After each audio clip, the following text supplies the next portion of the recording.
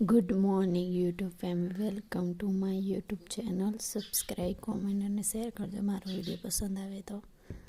મોર્નિંગમાં વરસાદ આવે છે. આ થઈ ગઈ છે બપોરનું જમવાનું. રોટલી છે, શાક છે, છાશ છે.